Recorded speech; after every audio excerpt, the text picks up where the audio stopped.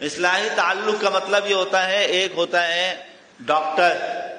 جو ہماری ظاہری بیماریوں کو پکڑتا ہے، ہم اس کو بتاتے ہیں، اگر وہ نہیں بھی پکڑتا ہے تو ہم اس کو بتاتے ہیں، اگر ہم بتانے میں کامیاب نہیں ہوتے تو وہ رپورٹیں کراتا ہے، ٹیسٹ کراتا ہے، پھر دیکھ لیتا ہے بھئی آپ کو تو فلاں بیماری۔ ایک ہوتا ہے روحانی ڈاکٹر، روحانی ڈاکٹر کو پیر صاحب کہتے ہیں، پیر صاحب، شیخ صاحب، حضرت صاحب، یہ روحانی ڈاکٹر۔